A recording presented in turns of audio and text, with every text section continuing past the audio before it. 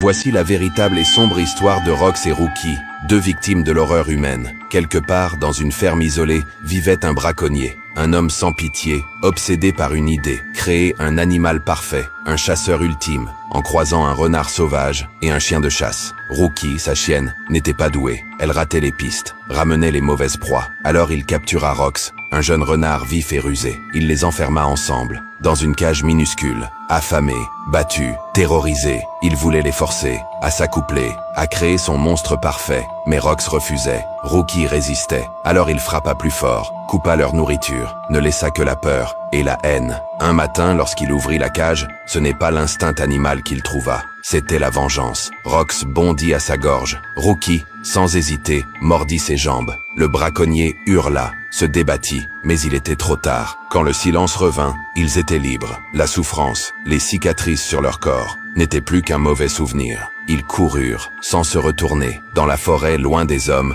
Rox et Rookie disparurent, ensemble. Et toi, quelle prochaine histoire veux-tu entendre ?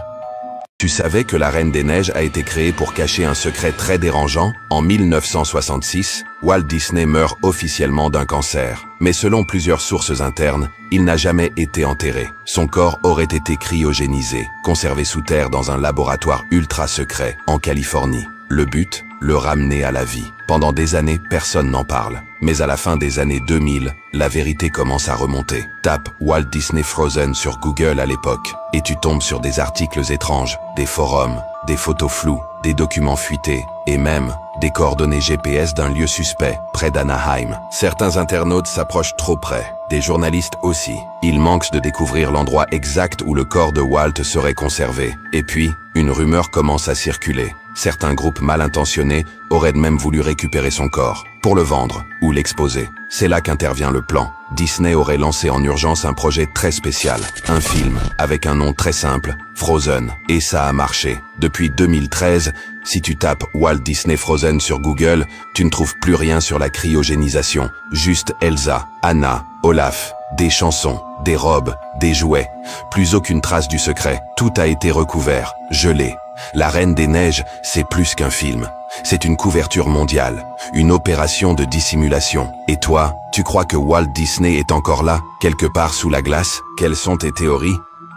Voici la véritable et terrible histoire de Lara Croft, une tueuse cruelle. Angleterre, 1980. Tout le monde connaît Lara Croft, l'aventurière intrépide, l'icône forte et brillante, une héroïne, disaient les magazines. Mais la vérité est bien plus sombre. Lara n'a jamais eu d'enfance, pas vraiment. Derrière les murs du manoir Croft, on l'entraînait. Tirs, combats, langues anciennes, tortures psychologiques, jour et nuit, sans répit. Chaque erreur était punie. Elle n'apprenait pas à survivre. On lui apprenait à obéir ou à éliminer. Son père dirigeait un programme secret, financé par le gouvernement. Un projet de soldat parfait, féminin, intelligent, obéissant. Mais Lara n'a jamais été docile. À 20 ans, elle découvre la vérité dans un dossier codé. Elle n'était pas leur fille. Elle était leur projet. Un simple numéro dans une expérience classée top secret. Elle tue sa mère d'un coup de feu, sans hésiter. Puis elle attend son père dans le bureau. Quand il arrive, elle lui dit simplement « C'est ton tour maintenant ». Depuis, elle voyage. Pas pour explorer, mais pour traquer les anciens membres du programme.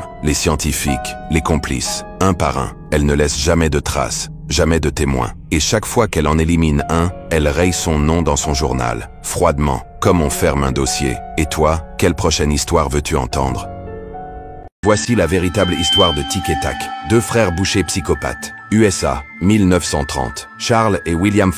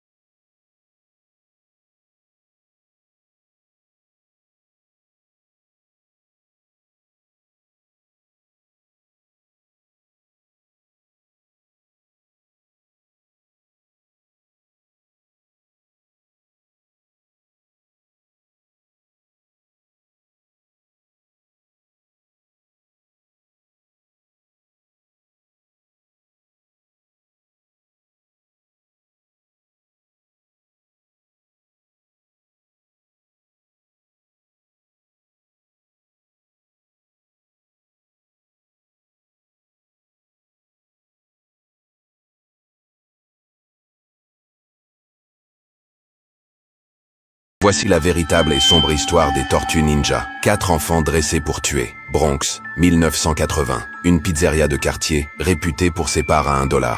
Derrière le comptoir, un homme seul, toujours calme, toujours poli. Les gens l'appelaient Sal. Personne ne savait qu'il travaillait pour la mafia, encore moins qu'il cachait 4 garçons dans l'arrière-boutique. Des enfants sans famille, recueillis très jeunes. Il leur avait donné des prénoms italiens, mais le plus souvent il les appelait « mes petits soldats ». La cave de la pizzeria servait de camp d'entraînement. Arts martiaux, sports de combat, escalade.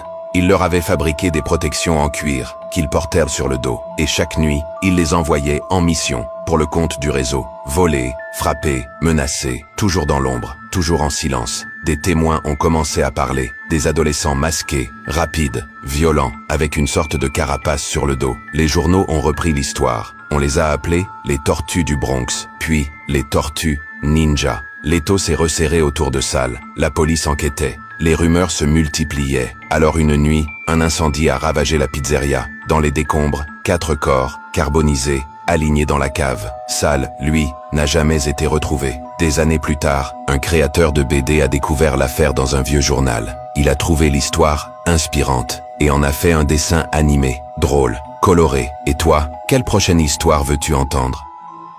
Voici la véritable et sombre histoire du prince charmant. Un tueur sanguinaire. France, 1902. Un grand domaine, perdu dans les forêts du sud-ouest. On l'appelait le prince, car il portait des gants en soie et ne se déplaçait jamais sans ses chevaux. Il organisait des bals dans son château, des soirées privées, toujours avec les plus belles jeunes filles des environs. Il les séduisait, leur promettait le mariage, une vie de rêve. Elle devenait sa promesse. Leur nom apparaissait dans les journaux locaux, mais après les fiançailles, plus personne ne les revoyait. À chaque disparition, il prétextait une fugue, une maladie, un départ à Paris. Personne n'osait l'accuser. Il était riche, respecté, intouchable. Et à chaque fois, quelques semaines plus tard, une nouvelle femme apparaissait à son bras. La rumeur grandissait, mais il était toujours souriant, beau, poli, toujours parfait. Dans le château, tout semblait en ordre. C'est une domestique qui a fini par parler, puis une autre. On a creusé sous les pierres. Dans les fondations, ils ont retrouvé 6 corps, 6 jeunes femmes, enterrées avec leurs robes de bal. Et à côté de chacune, un bouquet de fleurs séchées. L'homme a été arrêté, mais il s'est pendu dans sa cellule avant son procès. L'affaire a été étouffée, le château vendu, et l'histoire oubliée. Des années plus tard, un écrivain est tombé sur une vieille coupure de presse. Il l'a trouvée romantique, et il a créé un personnage, gentil, courageux, séducteur, toujours là pour sauver une princesse, le prince charmant. Et toi, quelle prochaine histoire veux-tu entendre?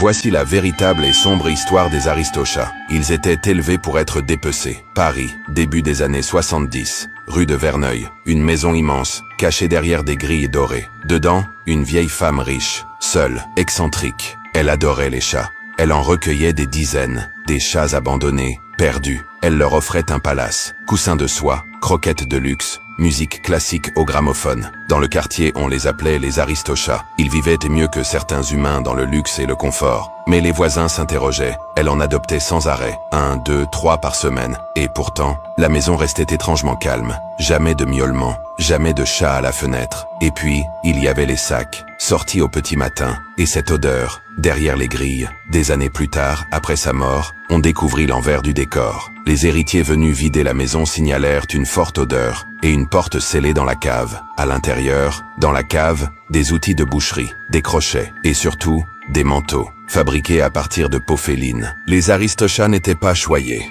ils étaient engraissés pour être portés. Et toi, quelle prochaine histoire veux-tu entendre?